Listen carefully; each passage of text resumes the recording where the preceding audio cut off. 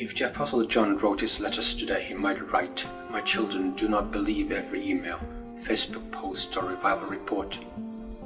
The stage performance model is based on inviting people to be prayed for on a stage or front and declaring healing or a working of gift on the spot, without proper verification before or after.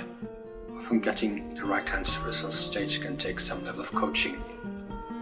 Anyone in the audience or watching the events on TV has very little or no background information about the real medical condition of the people on stage, such as the seriousness of their illness, so it is practically impossible to assess whether a healing or a word of knowledge is genuine.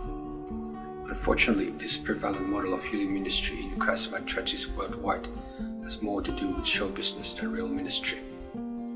Of course, this doesn't mean that healings can't take place in a public space or even on stage.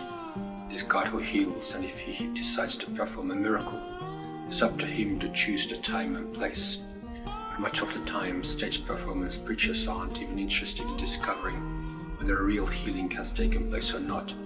They are only concerned of how it all looks, as how it looks affects the bottom line through discouraging or encouraging donations and offerings. The development of this stage performance model reached its culmination point during the era of the American healing evangelists in the late 1940s.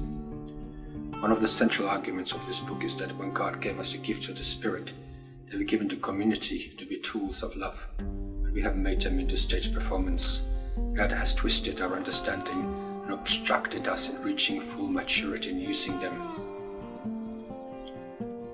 It is interesting to read how William Seymour organized the meeting room of Azusa Street.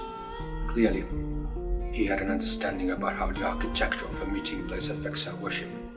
Seymour designed an unusual seating arrangement. He placed a pulpit in the center of the room with the altar in front of it, serving as a bench for persons to use following the invitation. The pews formed a circle surrounding the pulpit and altar, all on one level. This plan reflected the oneness and equality Seymour envisioned. Worshippers gathered in a new way, completely equal in the house of God, the body of Christ, not a collection of individuals looking over the back of many heads, simply the clergy or choir, but an intimate whole serving one another. The humble church building on Azusa Street was built to be a community where no man would be raised above another and where focus would be on Jesus. But in today's stage performance setting, the minister becomes a star and everything is focused on him or her. The Azusa Street revival, which was a spontaneous work of God, gave us a taste of revivals, and soon we sought for methods to reproduce the revival experience with the help of rapidly improving communication technologies of microphones and loudspeakers, which made regular large gatherings possible. If you compare the church buildings built until the late 19th century with contemporary church buildings, you can see a remarkable difference. In the old churches, the pulpit was elevated high up at the pews for largely acoustic purposes. The downside of the old-fashioned pulpit was that it restricted movement. Today's pulpits are mostly on theatrical stages positioned a lot lower than the old pulpits, and often in large auditoriums with effective sound systems. Our open stages can give an appearance of informality and intimacy. Their intimacy is often illusory and carefully managed, a bit like church shows on TV. Media theorists talk about mediated intimacy, which is essentially non-reciprocal intimacy at a distance. Our media and entertainment industries have been built on that, and our churches have been built on that, but it is not real intimacy.